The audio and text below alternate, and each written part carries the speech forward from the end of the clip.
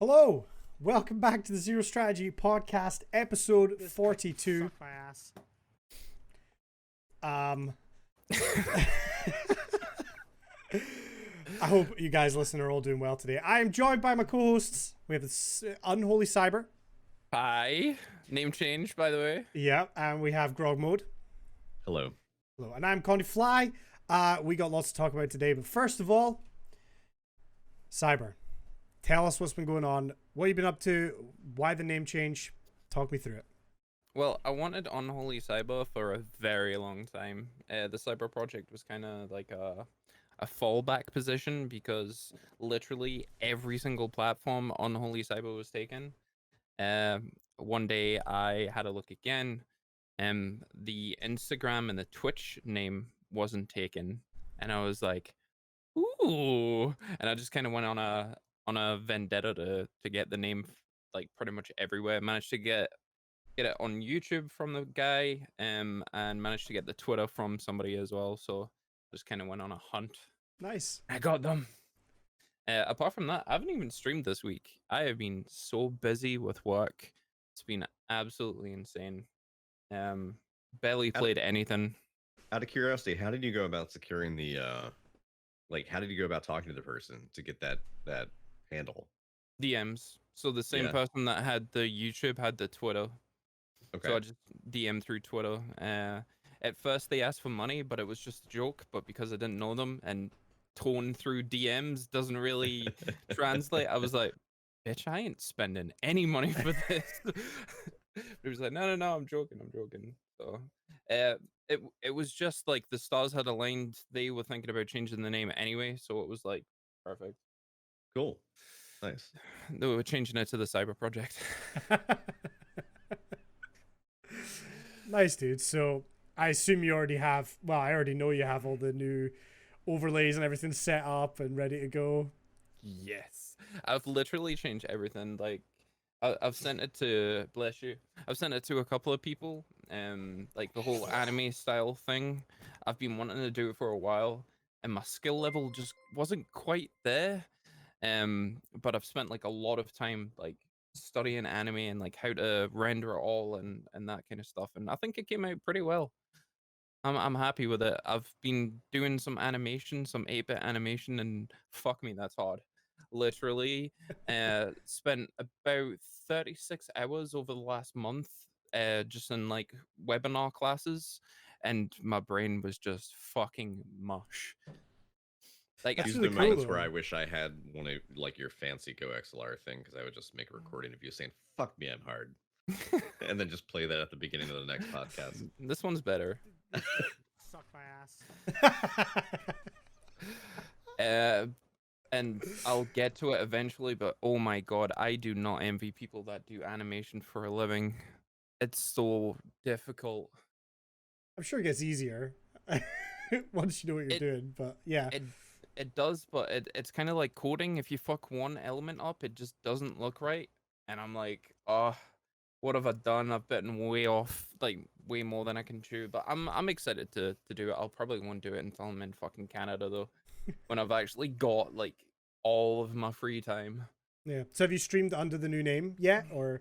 No, not yet. Not I yet. was busy getting all my overlays and shit changed. Just another excuse to make some overlays. Same as always. Yeah. Grog, what about yourself? What have you been up to? Things are good. Lauren and I started a new game. What was it, yesterday? It's called The Last Campfire. It's really good. I love it a lot. It's resonating a lot for both she and I. I didn't realize this, but it's the same studio that did No Man's Sky. I Ooh, would okay. say the game almost, how did I describe it to someone? Um, I said it was like if Journey, you know, the game Journey, I do. Yeah. if the game Journey made love to a Studio Ghibli don't film, stop it's believing. it's basically the two of those things together. It's a very cute puzzle game with a narrative. The voiceovers are incredible, and it's really endearing. And then the rest of the week, I've just been doing like you know, Warzone and stuff. Played an attorney with you. Wasn't was that fucking fun? rough. It wasn't amazing. For anyone who doesn't know, Connie and I were going to do his tournament for Warzone, and the way that those things work is that basically y- you're in a tournament, but none of the people in the tournament are in the same lobby. You're in like your own individual lobbies, and then it's a tally of like your best scores from your best 3 games. We used a site to check what skill level of lobbies we were being put in, and we were in Diamond 1 most of the night, which is the highest echelon that you could be in, and it was fucking rough. But it was good. I had a good time. I really enjoyed like getting some like teamwork and communication stuff in with you, and I think we played really well, all things considered. So Yeah. that said, I think it was a good experience, but it definitely soured me on wanting to do more of these in the future with the way the rules are set up. Yeah. Because the game, I think, was running as the game runs. It's just it Skill-based doesn't. I don't. matchmaking. Yeah, yeah. That's a whole other kettle of fish. But yeah, things are good otherwise. Yeah. I'm I glad, gotta man. say, I jumped into Warzone the following day without you, and it was like a different game completely. Like I was going into lobbies and dropping 8, 9 kills every game. Like so different, like night and day. From what I've heard, though, I Crazy. think duos maybe even has stricter skill-based matchmaking because the party size is smaller. Hmm. So whether your like score per minute and your KD is about the same for each player, or even if there's a disparity, there's just less. It's a smaller pool, right? So like they're they're gonna try to like the direction that they're gonna shove you for skill level is gonna feel more severe than Yeah. say like if you're playing with quads or trios, where it's like it's probably gonna be a little more middling and you'll just get like this kind of mid lobby experience. But yeah, I think it was great. We did really well, given the circumstances. It's Yeah. just the margin for error was so thin, and it was a rough night. It looked Well, rough. For me it was very rough, and it kind of pushed me to maybe play some other stuff for a few days. So I've been enjoying Apex a lot. If either of you are down for some Apex this week, I would be so on board to do that, because it's been really, really fun, and I think the new season starts this week as well. Cool. For Apex. But I also did sorry, go ahead. Is the time to kill still like really aggressive? It depends, honestly. If you, there's a few times today where I was like 2-shot with full armor and stuff with snipers, and honestly, if you can, like I've been using the Volt SMG, and if you can hit someone head on with a clip, you can just melt people. It's really good. I feel really good about it. And honestly, again, I hit gold in rank today, which I know is not crazy, but for the rare few times I've played it, it's nice to see that rank going up. And also, like, I mean, we had last weekend, we had back-to-back wins at the end of the day, and today we had 2 wins and a couple of like top 5s. Like it feels right now more achievable than Warzone. It feels like I'm getting to end game almost every time, you know? It feels really good too. Is nice because in those kinds of systems where there is, there's a skill-based method behind everything. The fact that you have a rank and you can see whether you're going up or down at least gives you some barometer for like, should I feel good about my achievements this week? Should I feel like they were just okay? But Yeah. the fact that like you have no way of knowing because it's all just this invisible behind the scenes coding. I think that makes it tough because like feels like it's not, they're not incentivizing it in a way where you're even aware of where you stand. So Yeah. is there anything else you're up to this week? I dabbled in the new Hitman game, Hitman 3, In VR. in VR. Yeah, how did that go? Dude, I love it. It was superb, but it made me very motion sick. Like to the point where I had to stop after 2 hours. And then for the rest of the stream, I was just sitting here nauseous, just feeling awful.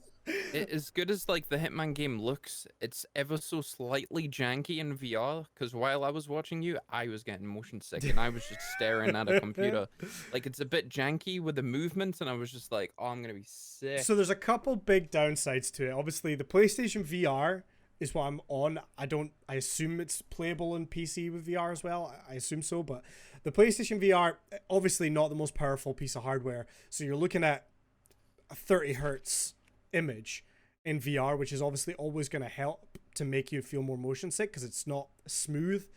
And obviously the fact that I'm walking around while I'm just sitting in my chair, but I'm walking around kind of fucks with you. I think I'm pretty good at VR. Like everyone always says you have to get your VR legs, like, because it will make you feel sick to start off with. I've done a lot of VR, like not necessarily on stream, but I've played a lot, and I feel like I'm quite good at not being sick, but this really just fucked with me. The other game I've been playing is Star Wars Squadrons, which is amazing. And that game is great because awesome. I'm not walking, I'm just in a ship. So sitting in the chair, flying the ship in VR feels natural, and I'm only turning my head. I don't have to walk around with a joystick, you know. It feels much more natural. But what I will say, Hitman, it doesn't let you use the Move controllers for our video listeners, like these controllers to control your hands. You have to use a DualShock, which is weird because you're only ever really in control of your right hand, and sometimes your left hand kind of comes into play, but you're basically only controlling one hand. So it is weird because you're walking around with the analog sticks, but then to shoot, you've got to kind of control your arm. It is weird, but strangely, it works. I can't explain it. It works quite well, even though it doesn't feel like it should.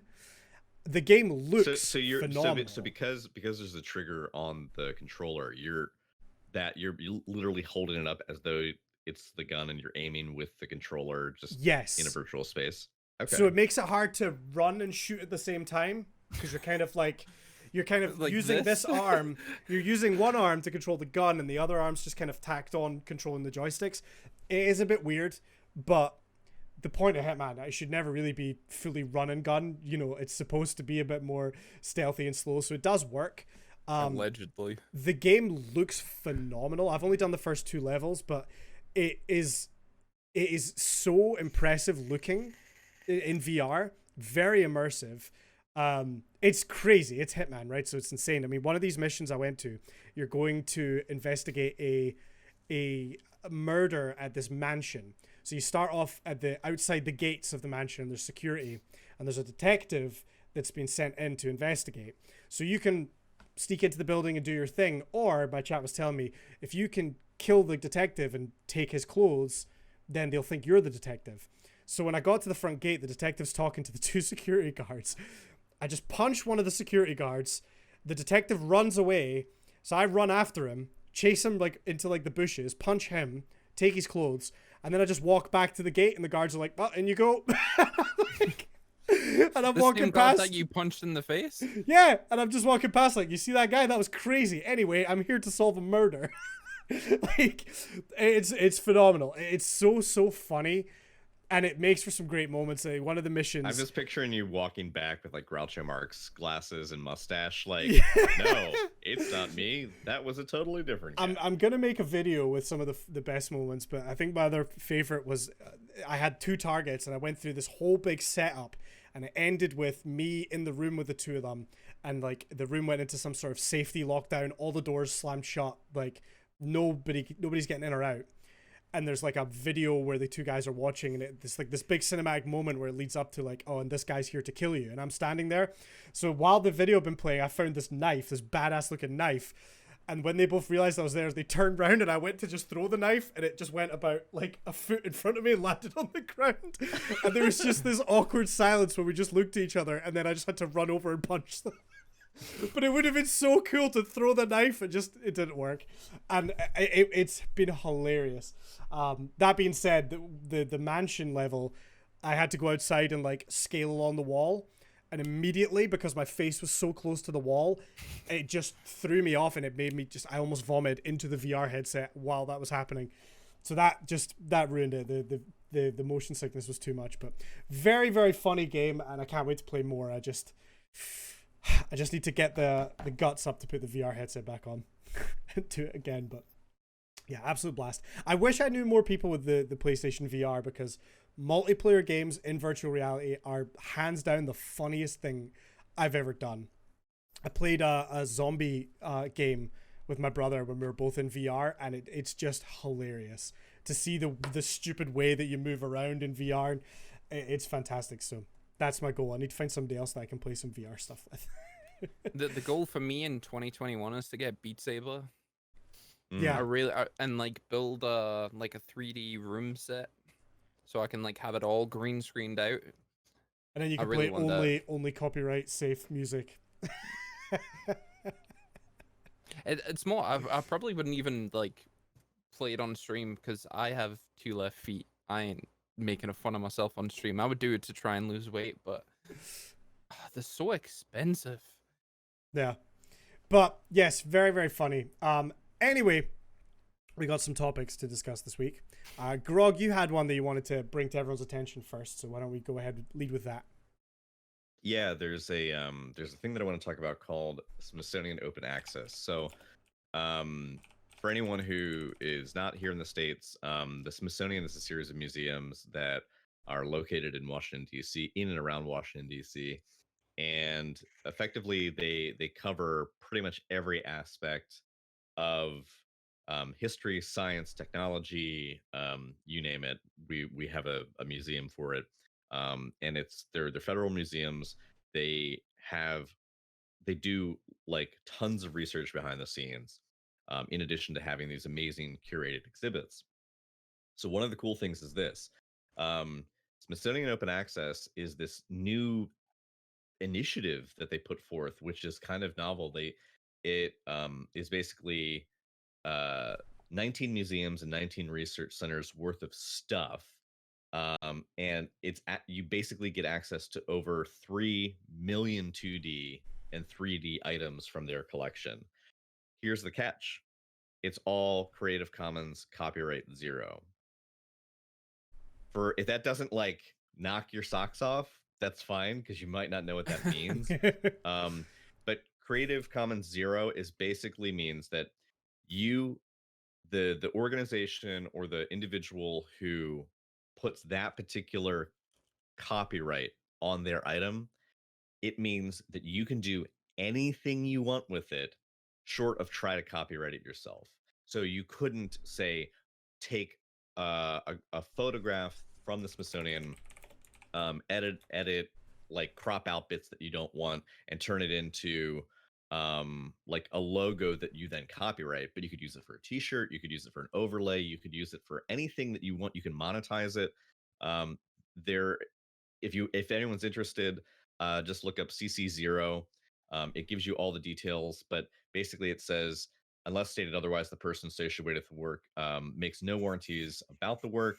They disclaim liability for all uses of the work to the fullest extent permitted by the applicable law.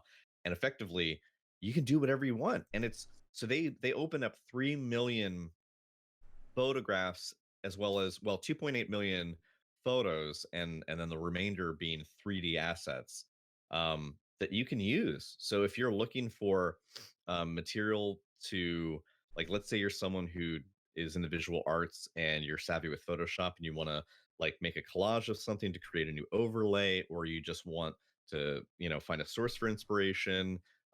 Maybe you're an artist and you're looking for inspiration for a drawing, and you want to go through like their natural history stuff and find, they have photos of artifacts and skulls and animals and all sorts of stuff. It's really cool, and it's easily browsed. Effectively, it has like a simple search box, but then you have like a kind of an advanced search off to the side where you can set your filters for like, oh, I only want to check out things from these specific museums or these specific topics. It's just a really neat tool, and from a information sharing perspective, it's kind of unprecedented. There's other people obviously who've taken like huge sums of material and made it available for use, but I don't think that anyone's done it on this scale, especially for this level of copyright. Um, So what's it so, called, Grog? yeah, so if anyone's interested, they can go to www.s as in Sam, I as in India, .edu/open access. So that's www.si.edu/open access. And you just search away. You will see it's effectively using the same search index the Smithsonian already had. They simply have gone through and meta tagged everything with this open access marker. so that like that's the stuff you can use. Just know that if you do a search, you can't tick that off, because if you tick it off, you'll start getting other things that you wouldn't necessarily be permitted to use. But out of like almost 3 million items, there's going to be something there. Now, some of these things are going to be like close-up photos of, journals, from historians or maybe a researcher that has like, kept a log of something, and they might not be, yeah, you're looking at this double spread of a book with like handwriting, and you're like, well, what am I going to do with that? But then there's plenty of other ones that are, photographs from in the field. There's photographs of up close pictures of things from their collections. So there's lots of neat stuff to go through. It would take a lot of time to kind of find the things that you want and need if you've got like a very specific desire for what you're after. But I mean, it's somewhere to start, and at least you know that you could use it as the inspiration for whatever new project you want to work on, and you can do it with clear conscience, knowing that they basically want to excite the public, and they want people to engage their collections. Even if that means like bringing people in who are only there for grabbing the photos to use. So Yeah. yeah, it's cool. I like it. Yeah, I definitely need to have a look at that and yeah, I just see if had there's a anything look. I can use. There's some dope stuff in there. I just typed in skulls because Sure. and Yeah. there's some dope things. A narwhal skull. The inspiration is flowing. Grass, another week of Cyber just doing overlays and stuff. It's Yeah. a curse and a blessing. It's awesome. It's awesome. So yeah.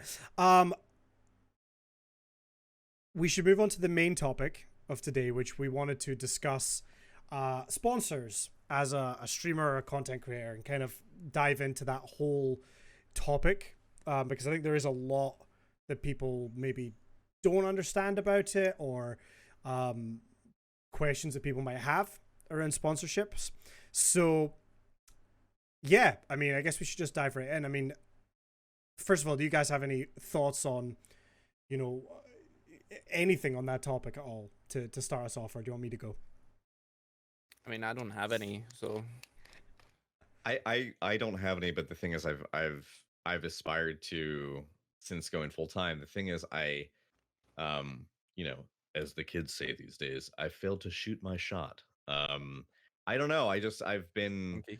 I guess, like, for me, there is an intimidation factor for, I'm now doing a thing. I'm doing it consistently. I feel like I am very happy with the quality of my streams, and I'm more than happy with the community that's come together around those streams. And I think the content that I offer is great.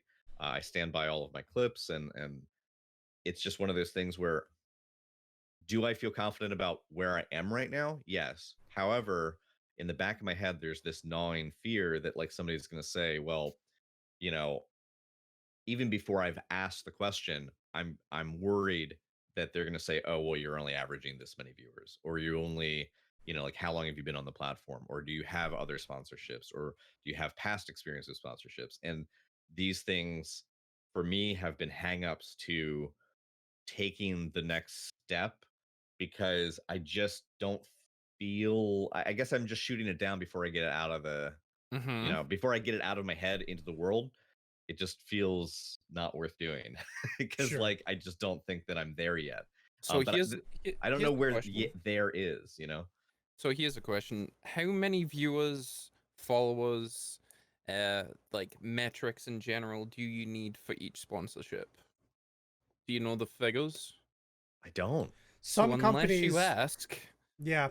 So some companies will give you an estimate of, here's the sort of numbers we're looking for. I think a lot of companies, and I mean, I've looked into it a lot myself, and a lot of people will say, well, it's not about the numbers, it's about the community and the content that you're creating and the attitude of the creator. And I do sometimes, I mean, it depends on the company, right? But I feel like numbers aren't necessarily the be all and end all of these things. What I will say, first of all, is that I think a lot of people think, if I get a company to sponsor me, that means I've made it, and that's some sort of big deal. And I'm here to tell you, I personally don't think that validates you in any way, right? Because I think that's another thing. If I can say, oh, I'm sponsored by this company, that's like validation. It doesn't, as far as I'm concerned, you don't need it, right? It shouldn't affect your content. It shouldn't affect, you know, the way you do things. And quite frankly, as a small streamer, you're not going to be, you know, when you're a big content creator and you're sponsored by, you know, these companies, there's obviously a monetary exchange and all sorts of things going on there, and it's mutually beneficial. As a smaller creator, I think a lot of the time, these sponsorship deals are more beneficial to the company than they are to the creator. So Sure. do not just jump into any old sponsorship because you think that that's going to legitimize your stream, right? Because it doesn't.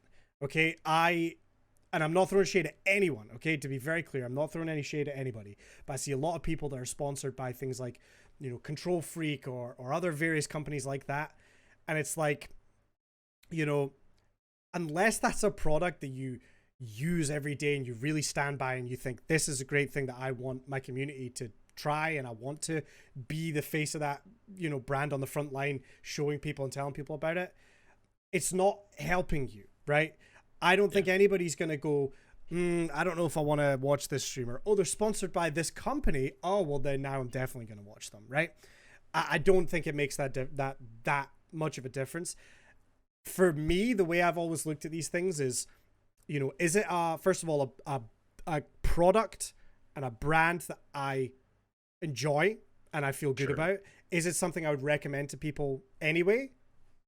Then is it a mutually beneficial, right? Does it help me in some way and does it help the company in some way, right? Is it mutually beneficial? And that's the key thing. A lot of these sponsorships, I've received messages from things saying, you know, oh, we want to offer you this deal. You just have to go into our website and buy X amount of products and then we'll give you a code. And it's like, they're just trying to get more Yeah, that people just to buy seems the predatory. products. Yeah. I mean, I know there's a big movement of like the Razor streamer, hashtag Razor streamer everywhere.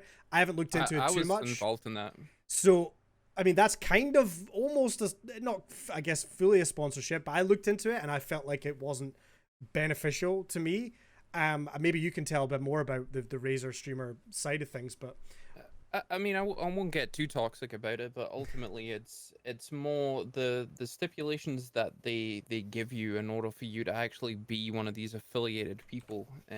One thing that I do want to say is the difference between affiliation, sponsorship, and partner. Affiliated and sponsorship is almost the same. Affiliated and partnered is almost the same thing. But when you're sponsored with somebody, that hints towards you actually get money either every single month or they give you a monetary value every month. Whereas the whole Razor streamer thing, all it was, you had to put a hashtag in every single title when you were going live. It had to be there. And I think if you were even mentioning Razor, you had to put hashtag Razor streamer in like any social media post, and that was it. Apart from the really good deals that you got on like gaming laptops and Razer peripherals, there wasn't much of a if like to and from. if I remember correctly, yeah, you got discounts on some Razer products. Some And really good discounts. Let me just preface that it was some Yeah. really good discounts. I did see, if I'm not wrong, there was some vague promise of like, you know, there's like different tiers to it. And like if you got to a certain tier, then they would like promote you and stuff. I seem to recall. I knew that was bullshit. Yeah, from the very beginning, I knew. It was I use bullshit, Razer peripherals to be clear, like, but I decided not to move forward with anything there. But I did think it was interesting. But at the end of the day, for them, it was like, yeah, we're selling some products at a discount for these people, but everybody's seen hashtag Razer streamer in a title, right? It's promo for them. That's you're the product. Exactly. You're promoting them, and it's tricky, right? You gotta pick and choose and don't just jump into any old thing. So I'm going to speak vaguely about the most recent sponsorship deal I had, or partnership deal I had, which was with a drinks company. The way that all happened was, for me personally, I was drinking a lot of energy drinks, you know, doing a full shift at work, coming home, streaming for 5-6 hours. I was needing that caffeine, the energy drink, and I was going through a lot of very sugary drinks like Monster, Red Bull, things like that. So I started looking for a replacement. I went to the the big boys like the G Fuel and tried them and tried a few different ones, and ultimately settled on a product because I liked it. I heard good things from friends, and I knew other creators that were partnered with them. I set up a meeting with the sort of managers that deal with that. We had a conversation. You know, they checked out the stream and stuff, and then we entered into like a partnership deal. So for me, this was beneficial because it was a product I was going to be buying anyway, and I enjoyed it. I guess I don't want to talk specific numbers, but I got a very significant discount on purchasing any product for myself, as well as a code that people could use to get themselves a discount. And then, of course, anybody using my code, that directly supported me and my channel as well. So to me, it was like, here's a product I like. I would recommend it to people anyway. I'm personally using it because it's, you know, stopping me from the alternatives. And, you know, if that code's out there, if people want to try it, they get a bit of a discount and it supports me. It was that mutually beneficial It's a win-win-win. Yeah. Right. Now, there's obviously a bit of drama. Again, I'm not naming any names or anything. I decided to walk away from that partnership this past week. So I'm no longer with them. But I don't regret the time that I was there. I still stand by, you know, me saying the product was good and things like that. You know, it's not like there's any bad blood between myself and the product that I've decided I don't like it anymore or anything like that. There was just various reasons and things like that. That being said, I'm not immediately jumping out and looking at, oh, what other things can I be sponsored by? Because it doesn't matter to me. At the end of the day, it wasn't like I was going out looking like I need a sponsor. Who will sponsor me, right? It just, everything fell into place. And frankly, it doesn't make any difference to my content moving forward. Maybe I'll be less of a sellout, but you know, that's I'll find other things to sell out on. But here's the thing is that I don't know. I guess like, so what I can comment on this topic, even though I don't have personal experience being sponsored by anyone, is that just kind of like the nature, like the discussion around the idea, right? Like I don't think that having either an affiliate or a partnership with a company that you were then sponsored by or sponsored alongside, I don't think, I mean, it's not selling out. Like who is the thing? Here's the thing. I think that there was this idea in, you know, like in music, that if you eventually got to the point where you left a quote unquote indie label and you signed with a big label, that you were then selling out, and somehow that invalidates or makes you less than authentic. I just don't buy that, because one, we're kind of porting ideas from one industry to another where there just aren't the same parallels, and two, the streaming industry is still young. I think that people, there is a constant battle back and forth about, you know, like, you know, having these blow ups as a streamer and eventually getting partnered on Twitch or whatever platform you're on, you know, YouTube or Facebook gaming or what have you. And that like when you reach a certain point, um, people will fall away. And that is true. People see that all the time. You know, sometimes even what was it, like Selena talked about, you know, she hit partnership and then like some people, I don't think, actually maybe it wasn't her, but we were talking to somebody else about how, It was you know, like Selena. it wasn't Selena, yeah, where they got to partner and then people were like, Unfollowed her from Instagram. yeah, just like Yeah. bye. And it's just like, that's to me weird, because unless you have done or said something significant to kind of change your points of view or your content that you provide has dramatically shifted, like you're still the same person doing the same thing. Now you just have, you know, now you just have a little added recognition that goes with that, and or you're repping a company and you're doing that in the margins of the content that you've already created. You do it at the start of your stream, you do it at the end of your stream, maybe you have like a mid-roll, like lower third pop-up that like advertises every 15 minutes to 30 minutes saying like, go support me using this content creator code at blah blah blah. Like I don't, for me, I'm fine with it, because you know what, I know that we've talked about advertisements on the platform and pre-roll ads and mid-roll ads and all that good stuff, but we don't have to love the system that we're in. You know, if anyone wants to like, you know, grab a flag and rally at the gates and scream down, the horror of capitalism. So be it. But like the thing is, we have what we have, and right now, all of this whole industry and this platform runs on advertising. So if you are a content creator and you stand by the material that you're representing, if it's a product that you already use, if it's a game that you believe in, if it's something that you think you'd like to see people explore, maybe it's a game that normally you wouldn't play, but you really love the concept of it, and like you're happy to support it, and you can do that in good faith. I don't see anything wrong with it, because it's like, as long as you're true to yourself and your own intent, you're honest in your intentions for why you're doing it, then it's just an extension of you what you represent. And if you're confident putting that as a like a building block in the foundation of you as a streamer and what you represent, and you can stand behind that with certainty, I don't see that being a big deal. And I don't think it's selling out. I think it's just you recognizing that you are now taking a professional step forward in an effort to, not simply do this, simply trying to survive off of the capital that you get from gifted subs or weekly, or sorry, monthly subscriptions or bits or donos or whatever, but that you're actually trying to like network outside of just the platform you're on. And I think that's smart. It's a smart business move, because it is a business Yeah. ultimately.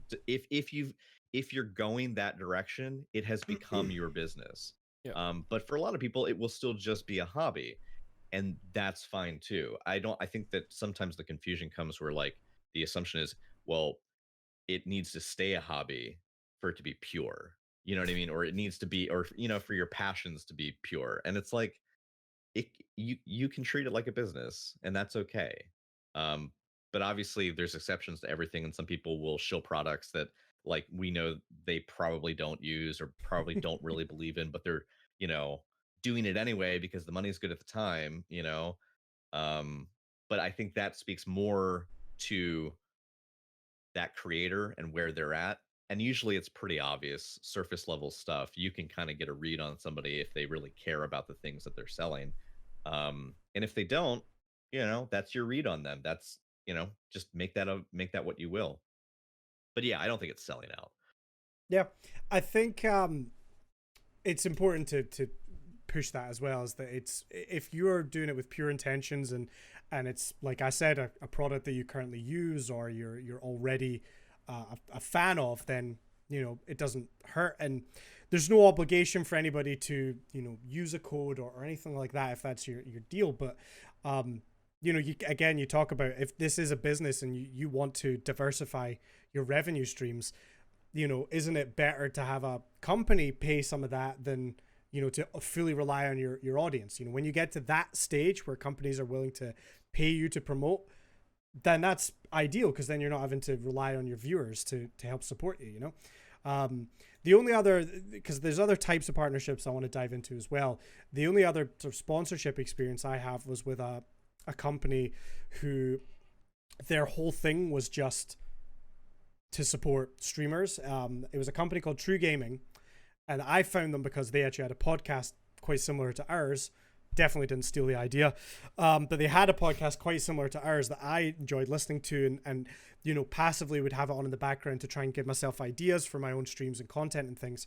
And they had this sponsored streamer program, and the way it worked was you could apply and go through all these various stages and have interviews, and then if you were in, you became part of the the sponsored streamer path. And the way that worked was they would provide you with overlays and artwork and all the kind of things you might need for your stream. The idea was that they would eventually potentially pay for you to go to events like TwitchCon and stuff like that to represent the brand of True Gaming, as a sponsored streamer with them. And I know a lot of people that got some really cool opportunities through True Gaming. And that was a really, really fun experience. Again, it was a community that I got to be part of, and there was a company behind it. They were like a server hosting company, and people could click on your link and buy merch and stuff, and you got like a kickback, I think. But Ultimately, that company actually shut down due to COVID and everything. So I'm no longer with them anymore either, which is it's very sad, obviously, that they were unable to keep There's a functioning. growing theme But here. yeah, I just can't hold on to a relationship. So the matter of time before I get kicked off this podcast too. You heard it, Dale. Don't sponsor Condi. But yeah, like in terms of, because I saw some people asking about, you know, oh, do they talk about numbers? Do they ask about numbers? At the end of the day, all you can do is speak to a company and see. I have shot my shot. I've shooted my shot. Shot my shot. Past tense of shot is not shit. So like you haven't Your shit your shot. grammar is awful. So I'm trying my best. There's definitely been brands that I've reached out to, and I've not heard back from. But you know what? It's fine.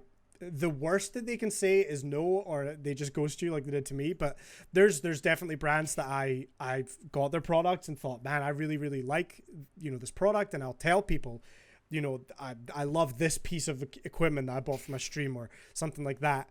And I've reached out to the company and not heard anything back. But you don't know until you try. And in my experience, you're better to at least try, because then you're going to build up that experience of how to approach a brand. And you know what? You come at it similar to what Selena said when she wrote her partner application, right? Is to be yourself and try and, you know, come across and show who you are in that like application or whatever it may be. And, you know, you never know what could happen, right? So there's definitely no harm in reaching out to these companies. Obviously, if you don't hear back, don't bombard people with requests.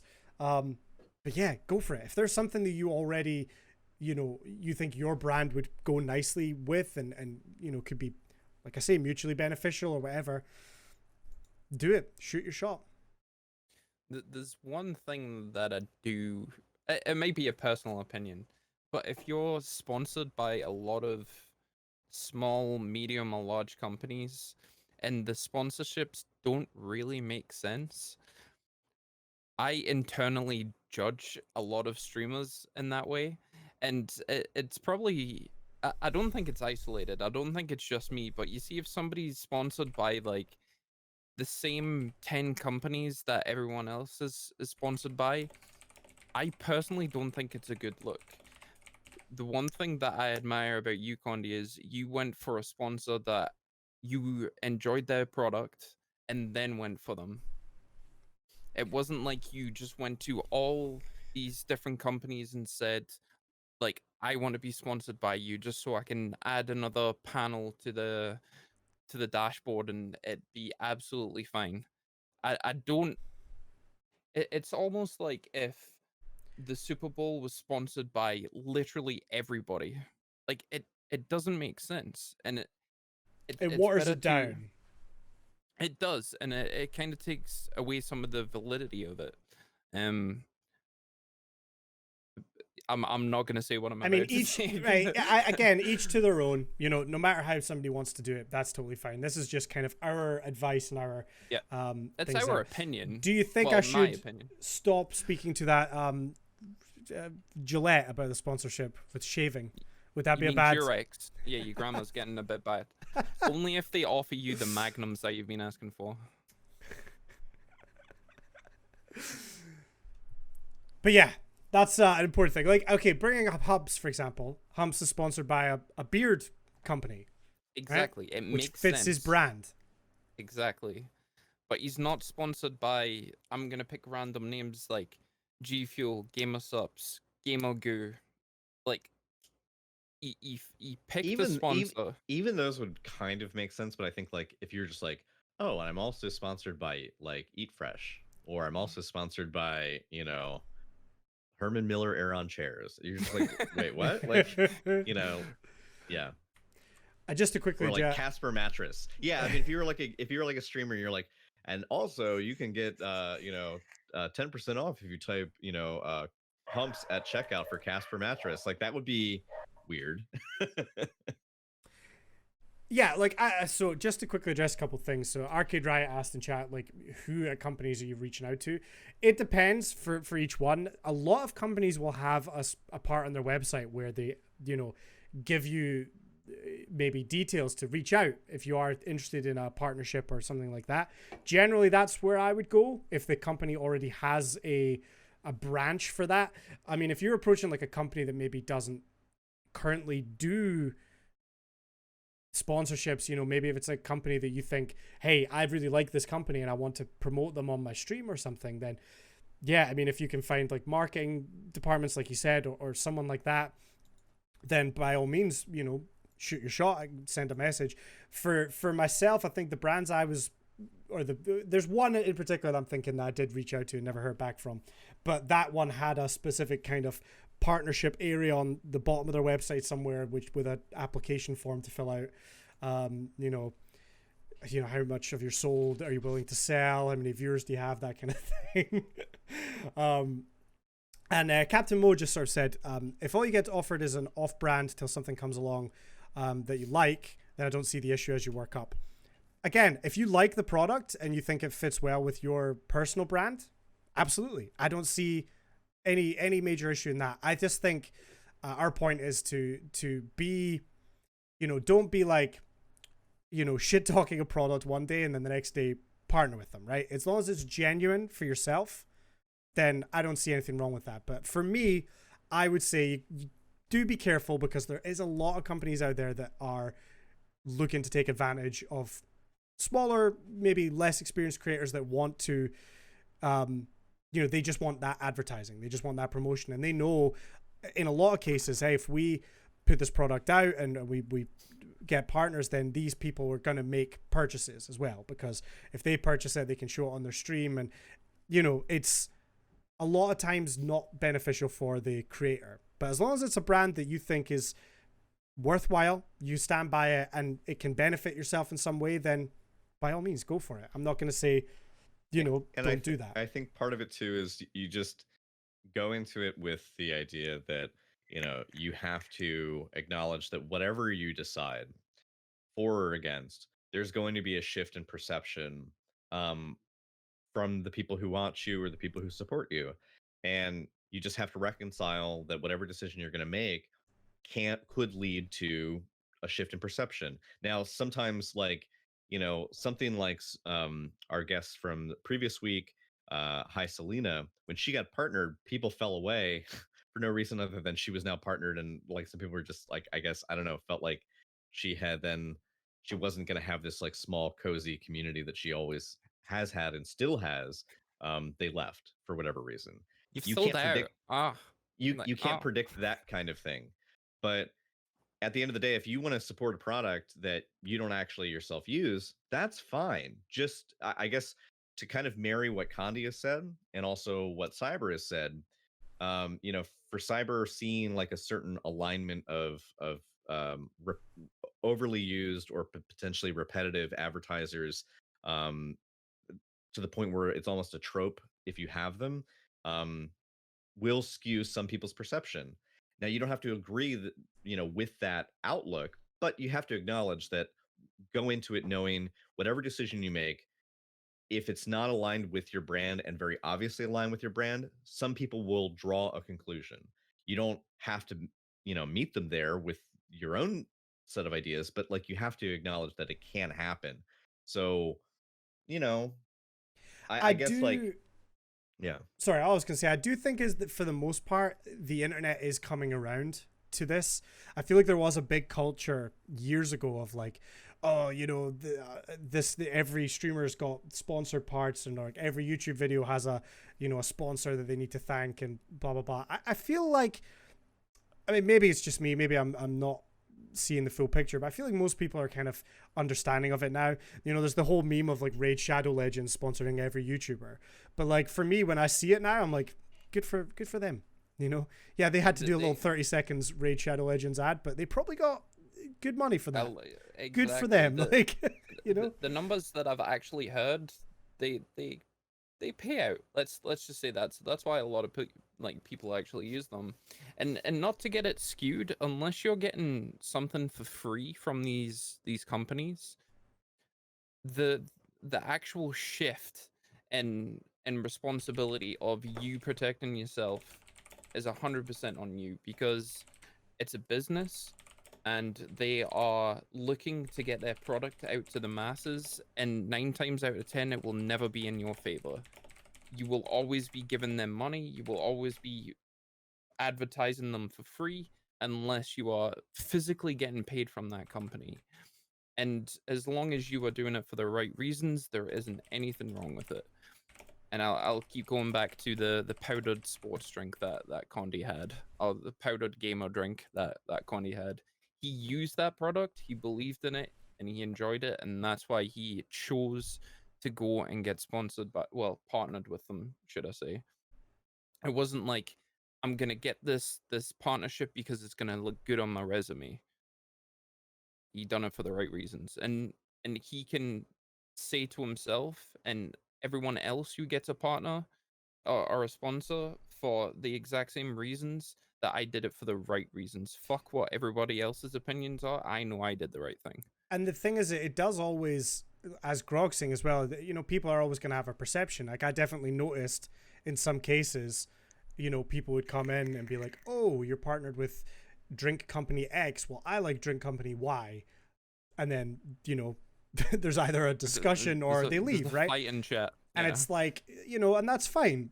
People can like what they like and whatever. But as long as you, as the creator, you know, your brand is important. Your own brand and your channel, it should be precious to you. And you need to make sure when you're letting companies in that you stand by it and you trust that company to, you know, support you and all these things. So it's, I honestly, I wonder if this maybe not coming off the way I intend it, but I just want people to be aware that there is a lot of stuff out there that the companies are just out for themselves, and sometimes creators can get screwed over or not be getting, you know, the value that they I'll should give you a be. great example where this doesn't actually pertain so much to sponsorship, but it's adjacent. Where you'll see companies, and sometimes they're massive companies. I mean, we're talking like national, international level companies. And let's say that they will do their own very small level, like in terms of the amount of work they put into it, ad campaign to then go on social media and say, hey, in the spring we're going to launch this new initiative. We're looking for artists to submit their next thing for Doritos or for Red Bull or for whatever. And if you submit your thing, you might be picked, and we might use your thing on like the next soda can, or we might use it on the next rollout of whatever. And the thing is, a lot of those campaigns are often you submit your work and they own it in its entirety, whether they use it in the final product or not. Those kinds of things are extremely predatory, and you'll see artists on artist discussion groups on things like Facebook, and artists discussing this on Twitter and other social platforms, where they know that this is predatory, and it's very obvious. This stuff totally exists. It's not ridiculous to assume that some companies are not going to have the enough of a moral fiber to, you know, like give every participant a square deal. Some people know that they can get a lot of traction and a lot of like free work simply by the fact that the company itself has clout. It carries recognition with it. People want to like scrape off a little bit of that for themselves, and if they'll do anything they can to kind of get on board and be recognized. And maybe they're desperately seeking validation and they haven't gotten sponsorships in the past, or maybe they see this is my one big chance to be seen by this huge company. EA Games says that if I like do a voice line and submit it in, like that it's maybe going to get used for such and such. It's like, no. I mean, like, let's think about the percentage. You're probably not going to get what you expect out of it, and these companies know that. So there definitely can be predatory elements for sure, especially like, you know, I'm not suggesting that the Razor streamer thing was predatory, but like, think of it this way. Think about like clans and organizations like that, like esports groups. FaZe did a campaign that I think was incredibly smart and very savvy, but I also hated it at the same time.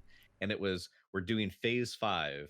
And if you put phase 5 as your clan tag and you submit hot clips of you doing XYZ in, like, say, Call of Duty or this game or that game, and you've got that in there and you can demonstrate that you're wearing this on the regular, that in of itself will act as a qualifier for you to be maybe considered to be picked for this next phase, like subset of the organization. And it's like, that was brilliant, but also so, I just kind of hated it because I would sign into Warzone and literally, like, I would get killed by everyone with phase in their name, and it's just like, guys, you're not gonna get picked. Like, this is there's it was a brilliant Wow. organizing and advertising tool, but also at the same time, these people got nothing out of it, and all it took was for you to just give them free ad time in every lobby that you participated in.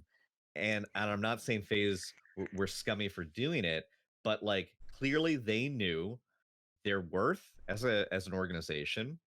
They're smart in terms of knowing what the fan base is willing to do. They chose something that was exceptionally easy for you to opt into. Simply just change your clan tag. Done. Simple. Those kinds of, like, campaigns are always very effective because think of, like, Nvidia will do a campaign where, and again, this is not sponsorship related, but I'm just saying this to, like, give an example of, like, how these companies know that they can use you. Nvidia will say, okay, if you retweet this post, we're going to be giving away a 3080 graphics card, and maybe it's branded for a certain game, and you tag yourself and one other person, and you get them to retweet it too, and it enters you into the running, and use hashtag whatever, and it'll put you in the running to get this card. Like, I mean, you do that, and then you'll see hundreds of thousands of posts of people doing this, and it's free advertising. Yeah. People know a lot of companies know what they're doing, and again, that's not a sponsorship, that's not a partnership, that's just like them baiting you for, like, easy work. But I think that, like, yeah, if there are obviously going to be calibers of companies that, like, clearly are going to value you in the long term, and you want to, I guess, just evaluate what does the partnership mean to you and what does it mean to them. And if you can get an understanding of that up front, all the better, because then is this a short-term thing where I'm going to get used up in a month and then you're going to be done, or is this a thing that we're going to be, like, working on together for months going forward? Yeah. To just kind of briefly move it away, I guess, from the partnerships slash affiliates with these companies, the other type of sort of sponsorship that you could potentially have is a sponsored stream, right? Or if you're a YouTuber, maybe you have a sponsored video, something like that. So there's a few different ways that can work. When you're at the sort of top level, companies, as far as I know, will reach out through PR groups or whatever, and we've all seen that happen when there's been a big launch of a game. And these, a bunch of the top streamers will do sponsored streams, right, for a game. Now that can work its way down. There's a few different levels. The one I've talked about a little bit before was the Twitch bounty board, which is a similar style of thing where it will give you an opportunity. It'll say stream X game for an hour. You need X amount of viewers to hit this payout level, and if you don't quite hit those many viewers, then the payout's slightly lower. I've done a few of these, and the way it works is you go live with that game, and there's a button you can hit that will start tracking the bounty, and it will update your title and everything to have hashtag sponsored. It does it all for you, and at the end you end tracking, and it tells you almost immediately, here was your average viewership, here's your payout, right? Now this I think has been really cool. I've got a couple of free games by doing those sponsored streams, because they will often give you the game or a key to go and download the game to play for the sponsored stream. However, again, I've tried to only do things on that were games that I already was interested in, right? So, like, we had a couple of Call of Duty sponsored streams, which, I'm not the biggest Call of Duty guy, but I liked first-person shooters. I wanted to try it, and I mean, it worked because now I play Call of Duty all the time. So it paid off in that sense, and that's exactly what they want, right? So they're willing to throw a little bit of money here and there to get a bunch of the sort of smaller streamers to do their sponsored stream, but then you know what, they're playing that, if it hooks them, they're playing it all the time, and it's more free advertising for them. So the bounty board, I still am unclear on how it works, because there are affiliates I know that don't have access to it. I've had access for a long time, but it almost never populates with stuff. It very rarely pops up, and a lot of these days now it's like, watch this trailer for this movie on stream. Get $6,000. Well, yeah, I wish. Right? But I think there's different tiers to it, right? I think that eventually you can bump up to the higher tiers. So I'm guessing I'm in the very lowest tier of that, and the opportunities are pretty few and far between. I mean, I think it's been close to a year since I've done a sponsored stream through that, but it's all built into Twitch. It's super easy, and it's really cool. Because, you know, why not? If you're getting a free game and you just play for an hour, as long as it's a game you're interested in anyway, and you follow the instructions, because sometimes there's a few extras. There was one where I had to have a Mountain Dew logo on my screen or something, but that's quite cool. The other one, which is new, and I'm not super read up on, I did read up on it, but I haven't done any of these, is that through Stream Elements now, if you use Stream Elements, they have a sponsored stream section on their dashboard now, where you can go in, and it's similar to Twitch, where companies are offering you, you know, play our game, and, you know, they'll give you any assets that they want, and you can get payouts through Stream Elements for doing sponsored streams as well. The only one I've read up on was, funnily enough, for Raid Shadow Legends. And there was a ton of stuff, like specific overlays they wanted you to use and things like that. But that could be an opportunity if you see a game pop up on the Stream Elements sponsorship that you think, I might want to play that anyway, then you could run through it and do a sponsored stream through them. Definitely something to read up on. If you don't even have, maybe you don't have access to the bounty board, again, or you're like me and the bounty board just never pops up with anything. You know, there's another option there to go and do sponsored streams. And those things are, you know, you're not into a partnership with a company or anything. A lot of times it's just an hour where you're, you know, doing that sponsored stream, and you know, people will recognize it, you know, the hashtag ad in title or whatever. But, you know, these are other ways that you can take up sponsored opportunities through your channel, which is, you know, it's a way to sometimes maybe supplement that income a little bit through that. Have either of you guys looked at the Stream Elements version of that? No, I've but seen that's quite a few of interesting. them. It's very well laid out as well. The bounty board is a bit like you say, sometimes it populates, sometimes it doesn't. Some of the stipulations in order to get that payout is pretty outlandish.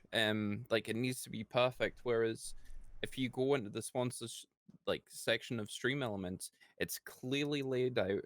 It's got bullet points of exactly what you need to do in order to fulfill your like obligations. If no one's even looked at it, I highly recommend even just checking it out, seeing what it's about, and seeing if it's for you, because one day there might be something in there that like really tickles your pickle, you know? There's some very, very good opportunities on there. And I imagine for smaller streamers that it'll be kind of similar to the bounty board. It won't be, you know, as highly lucrative as, you know, getting a brand new Call of Duty game, but some of the stuff on there is very appetizing. Some very good opportunities on there. And if you're not looking at it, you're doing yourself a disservice, because it's an excellent piece of free information that you could be getting. It's certainly worth looking into. And from what I remember, the potential payout from that Raid Shadow Legends one that I saw was fairly significant. Certainly compared to anything I've done in the past, it was a not a small amount of money for the amount of work. But I do think there was quite a lot of back end stuff with overlays and all sorts that they had to go into it. And a lot of them obviously will ask you to, like, you know, X amount of people need to be watching your stream, or X amount of people need to click this link and install the game, or something like that. But it's definitely worth looking at if you're not aware of it. It's worth having a read about, because you never know what might pop up. Like I say, I've had through the bounty board a couple really cool experiences, and if it wasn't for the Call of Duty, you know, sponsored stream thing that popped up, I might have not tried Call of Duty, and I might not be playing Warzone as regular as I am now, you know, because I wouldn't have had that experience of jumping in and trying it. So definitely something to look at. I see someone asking where's the bounty board. So it's not everyone has access to it. I don't really know what Twitch's stand on that is, because I remember they rolled it out to people in the States first, and then it gradually got rolled out over more regions. And I got access into it ages It was ago. still a but limited release when it came out because I think we checked internally within our group within Zero Strategy, and I think Condi was maybe the only one that had it. yeah, they've never mentioned anything about it Right. rolling out to anyone else, which makes me think Twitch is maybe not wanting to push it anymore. Maybe they've Yeah, not it's seen it's the a benefit. it's a program that's there, but they haven't quite sunset it. But at the same time, they haven't quite developed it, so it's just sort of it exists for those who were part of the initial rollout, limited rollout. But yeah, Yeah, it's if you want to check, hang on, let me just have a look right now. The creator dashboard, it's literally on the left side where you've got like stream manager, insights, community, bounty board is there. If you've got access to it, it's down there. Like I say, the very last one I did was in March 2020, so 10 months ago, and there's no available bounties right now. It seems like and again, it might just be because I'm at whatever the bottom tier of that is. There's just no opportunities, because obviously that's a company coming to Twitch and saying, we want to put this on the board, please. And maybe the companies aren't seeing enough benefit from it, or maybe Twitch isn't really seeing the benefit and they don't want to do it. It seems like they've kind of gave up rolling it out because, if it did, I would feel like more people would have access to it. It's a weird thing, and I don't know if it was kind of randomly rolled out to people. It's strange, but overall, honestly, again, I've not had any use out of it at all for the last year, so it's probably not that beneficial. But as far as I know, the Stream Elements one is kind of a new thing, and it might be worth keeping an eye on. Yeah. I feel like we're probably nearing the end of the discussion for the day, but I do want to know, Condi, like, are there any tips that you would impart specifically? Well, either you or Cyber both, like, would you guys have any specific recommendations for how to construct an email? Like, I know that some of these companies have a form, you go to their landing page and they'll have like maybe a subset of their website where it's like it's for aspiring affiliates or partners, and you click that and you fill out a web form and you submit it. But if you're not doing that and you're just emailing a company, like, how would you craft that? Like, what would be best practices for how you introduce yourself? Do you lay out your numbers? Do you wait for them to ask about your numbers? Like, what makes sense? You want to take this, Cyber, or you want me to jump in? Well, I have never really reached out to any sponsorships apart from the Razer streamer section, and I mean, even that was kind of a shit show. It was very easy to get into. But from my like day job, if I was emailing a company, the first thing I would do is research templates online, see the people that have actually structured a similar letter to what I want to achieve. I've already looked at Google. There's plenty of sponsorship applications that you can have a look at. And my biggest advice is don't send out the first iteration. Sit on it, write it out again, and see what works for you. Because the majority of the time, something that you write on day one you'll have a totally different outlook on it on day three. Just take your time. I think for any piece of writing, always come back to it the next day. Yep, for sure. When we had Selena on, she was saying that she wrote roughly around about 10 drafts of a partner application before she actually submitted it, and within 3 days she was accepted into the partner program. So it just goes to show, the more time that you spend on it, the better it'll be. Yeah, I think that's a big thing. Do your research. Also, make sure you do your research on the company or brand themselves as well.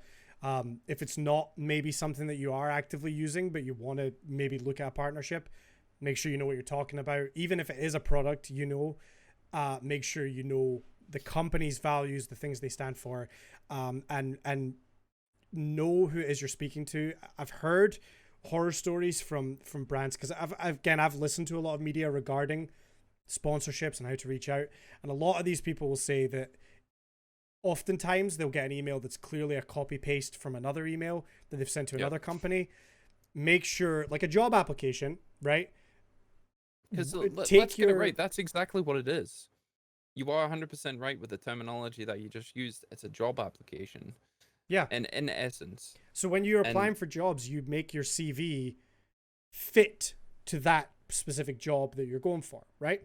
You tailor it towards that job, right? You don't just, well, maybe it's just me, but you don't just send the same copy paste CV to everywhere. You maybe tailor it specifically to each job to make it that bit more appealing. So do that. Don't copy paste an email with a wrong name in it, somewhere, because if you're writing up the first email, oh yeah, I love product X, and then you copy and paste send over to product Y, and you've got the wrong thing in it, they're gonna just ignore it. You take your time with it again, because it's sit on it, proofread, use spell checks, whatever you need to do to try and make it as professional as you can.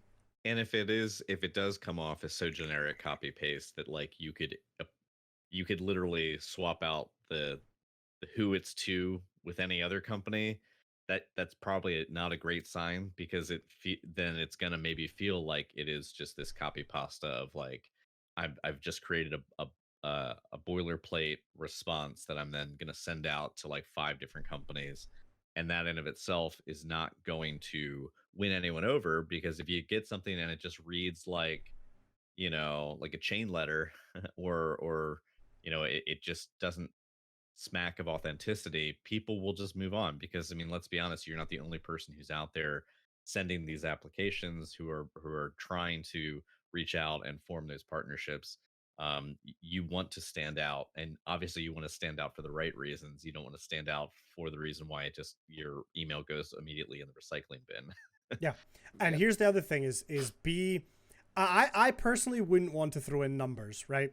Because if I'm a company and I'm receiving email from a streamer or a creator and they're immediately throwing numbers at me, that doesn't tell me about the community that you have and the sort of the brand that you have.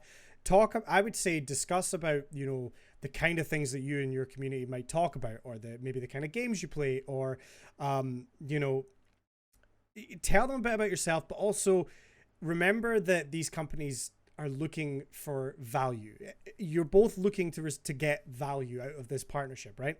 So show how you can impart that value to them, right?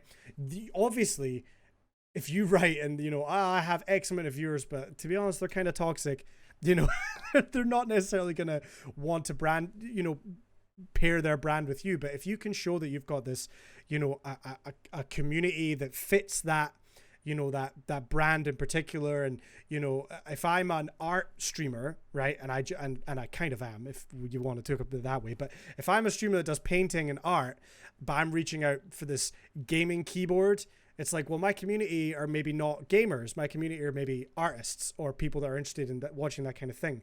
So show how you can provide value to that company. Does that make sense? Like, Yeah. you need to kind of, again, shape it like a job application in a way, but be yourself. Nobody wants to get that generic email. I mean, I'm sure all of us have had those random emails or DMs on Instagram that's clearly just, hey, do you want to wear our clothing and be a partner with this brand? Like, it's just like almost a bot that's just sending these generic emails out to anybody that tags #streamer or something in their Instagram. Make it personal, show that you can offer value, and do your research about the company. That would be my 3 big things if you're applying. Again, I'm no expert, currently not sponsored by anyone. But that's a thing I would definitely be thinking about. Just one piece of wisdom that I can incite. I'm not a full-time streamer. I have a day job, and my day job is interviewing certain individuals on like month by month basis. Bullshit. If you portray bullshit, it's the first thing that is gonna get someone's back up. If you say, you've got this amazing community, there's hundreds of people in the Discord, and somebody does a little bit of research on you, and it turns out to be false, Um, that's like one strike that you'll get. Try and be as genuine and as honest as you can in your applications. Another thing, Condi hit on it, don't mention numbers unless specifically asked. If you look at it from a job interview and I'm right in front of you and asking you something and you say, well, yeah, I want to make 100 grand in 5 years, I'll just be like, well, there's the door, get out. We can't offer you that. But if you say, I want to be in this position in 5 years, it piques my interest, and I'll say, well, how are you going to get to that position? If you said, I want to be the face of Logitech in 5 years, and this is how I'm going to do it, where you don't mention money at all, that'll get someone's interest. They're going to say, well, how are you going to do it? And it makes you a little bit more memorable than the last person. So don't mention numbers unless specifically asked. Be very, very genuine, because that's what shines through. And just do your research on the company. Nothing makes me happier than somebody mentioning a project that I did a few months back and them asking some information about it, because I'm like, how did you hear about that?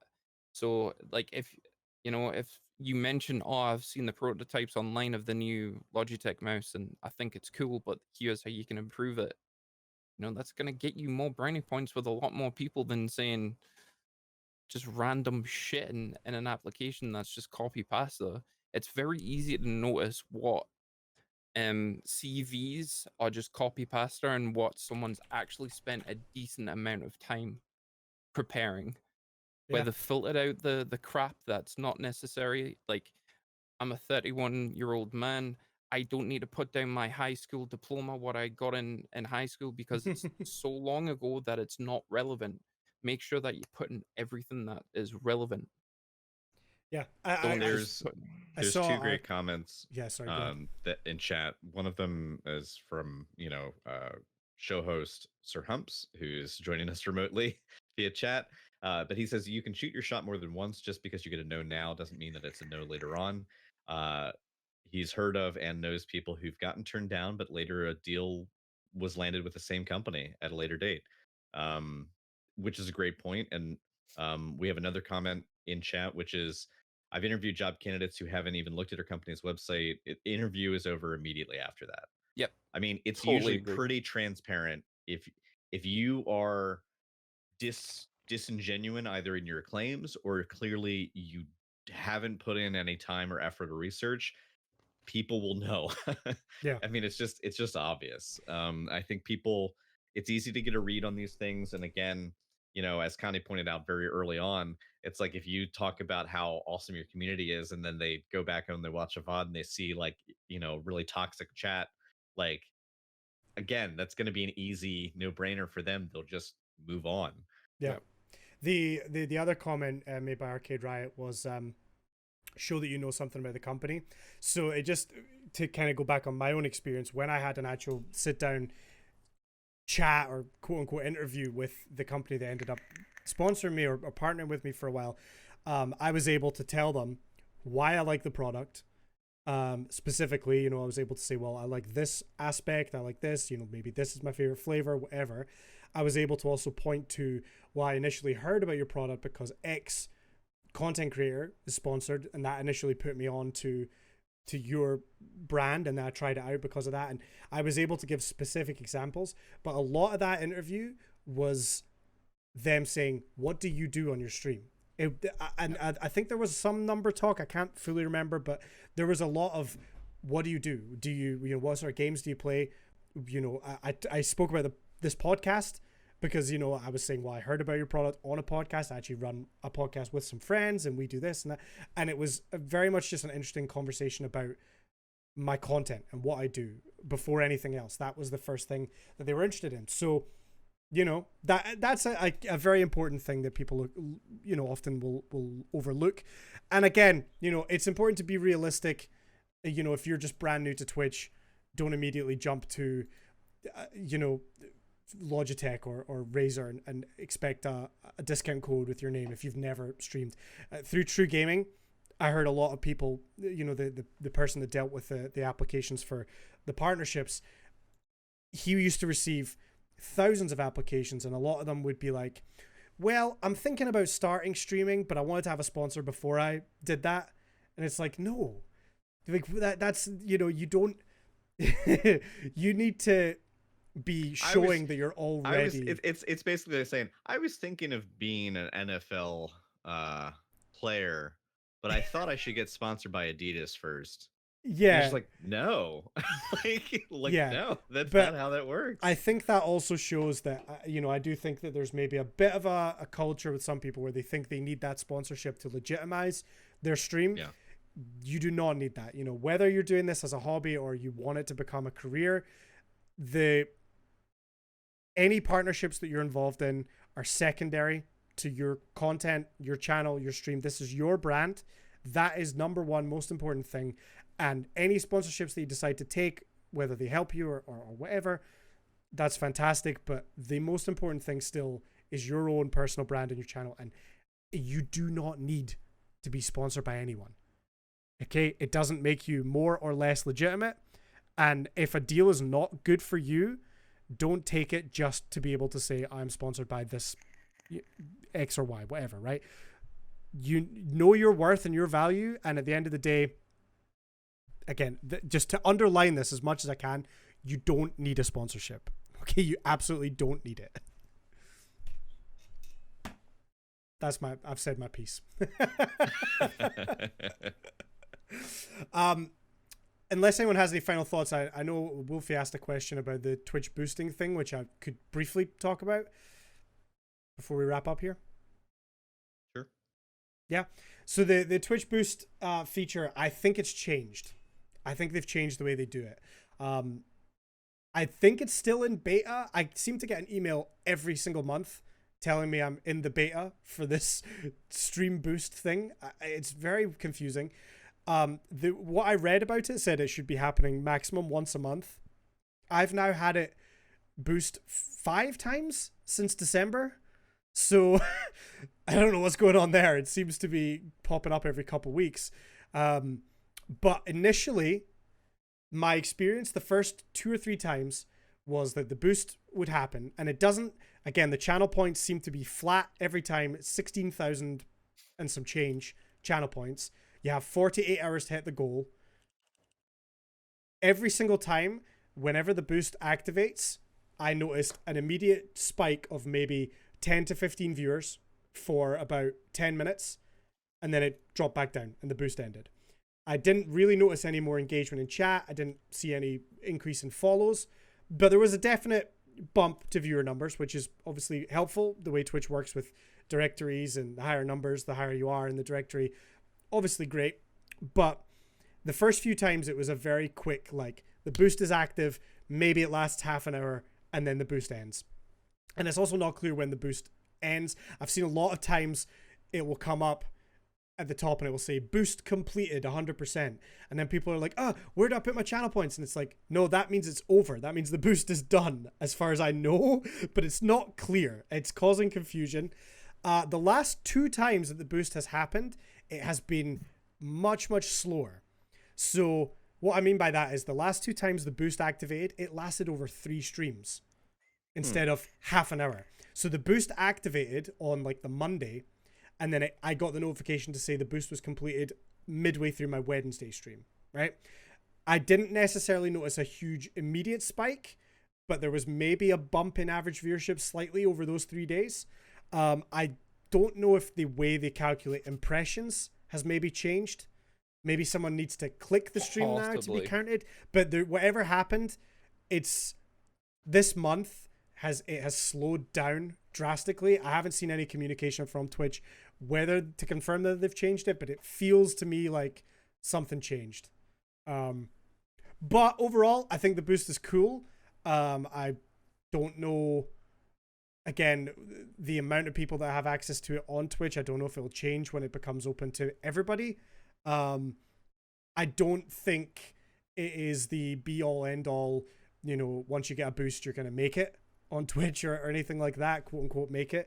But it seems to have a little bit of a boost, and certainly I think it's going to be incremental because anecdotally, for your channel, it does seem like viewership is skewing a little higher than usual in the last several weeks. And like also too, you've had a partner streamer that came in that didn't raid you; they just came in, Yeah, and it seemed like they thought that maybe they had seen you because it had like maybe mentioned you on their particular homepage. possibly. Yeah. So At the end of the day, any way that Twitch is going to help promote a channel is better than none, which is what we've had yeah, for. it can't hurt. Yeah, it's definitely not a bad thing, and I'm not gonna knock it at all. But at the same time, if you don't have access to it currently, I don't think you're missing too much. Maybe I don't know. My experience is different to others, but it's a cool feature, and I think if they just tidy up the UI, make it a bit less confusing, because like how when you get like a prediction or a poll or something, it pops up at the top of chat. These ones Yeah. seem to like, so it'll say like boot, like once the goal is hit, it will say 3, 2, 1 lift off boosting or whatever, and then it kind of incrementally tells you like, oh, it's 25% done, it's 50% done, whatever. But those like notifications just sit there until you close them. So I wonder sometimes if the 25% one, I don't notice it and it sits there. Maybe I don't see the 50% or the 75% because the 25 was still sat there. And again, it pops up saying, it's 100%. And then I've had several times now people being like, oh, where do I donate my points? And it's like, trying to explain it like, oh no, when it says it's 100%, it means it's finished and it's no longer boosting. The boost is 100% complete, which it's confusing. Yeah. So yeah. I'm hoping they kind of tidy up the UI a little bit, but I think it's cool. Any promo is better than none in this sense. But yeah, any other thoughts, guys, or do we want to wrap up? I'm good. Yeah. I'm good. All right. Sounds good. So, Cyber, why don't you tell everybody where they can find you and if you're planning to stream this week? I am definitely streaming this week. Good to hear. This week's gonna be extremely hectic because we are deciding when we're moving to Canada, like specific dates. Like we've got 2 ferrets that we need to fly over, so it's gonna be extremely hectic, but it is happening. Hopefully today. But I'm gonna be streaming on Tuesday and Thursday. You can find me on all major platforms, including Twitch. Unholy Cyber. I was about to say the Cyber Project there. It's like engraved in my brain. Awesome. Grog, what about yourself? You can find me on Twitch at twitch.tv/grogmode. And you can find me on other major platforms at gamer_grog. Stream 5 days a week. 4 of those days, Monday through Thursday, I stream it's just me, and I do a lot of first-person shooter stuff. And then Saturdays, if you want to see any like fun puzzle games or narrative games, or even just like wacky dynamics between me and my wife, we do a co-stream on Saturdays. And all of those streams start at 11:30 a.m. Eastern, 4:30 p.m. UK. Yeah, check me out. Awesome. What Thank about you, Condi? Thank you for asking. My name's Condyfly. You can find me twitch.tv/Condyfly or basically anywhere under Condyfly. I'm going to be doing more VR Hitman this week. I'm going to have a little sick bag ready so that if I need to quickly vomit, I can do that. I'd like to do some more Valorant this week, and then Apex, Warzone, all that sort of usual stuff. I just put a YouTube video a few days ago about how I became a millionaire, so go and give that a watch. I'm particularly pleased with the thumbnail. Somebody helped me with it, and I think it was quite funny, so go give that a watch. I have more videos coming as well soon, so thank you very much. More importantly though, guys, the podcast. Thank you very much for listening. We missed last week. We are planning to have another guest on soon, so that will be very, very exciting, but we should be back again next weekend. If you are listening on any of the audio platforms, Spotify, etc., come by the Twitch channel. We do this live on Twitch, just Zero Strategy Podcast. You can ask us questions. We have a Discord. You didn't think I was going to remember, Cyber, but I did. No, we have a Discord. I've literally typed it out. It will be linked in the description wherever you're listening, or it is in the live chat as well. And if you're watching on Twitch and you maybe liked what you heard, our full back catalog of episodes can be found on Spotify. Again, search for Zero Strategy Podcast. And we have a YouTube channel, which hopefully we're going to be ramping up a little bit soon, and getting more and more content out for you guys. yeah, we're going to go raid someone. So please stick around for that. So we can go and pass the hype along. Thank you for listening. We hope you enjoy the rest of your weekend. And we will see you guys next time. Take care, Later. guys.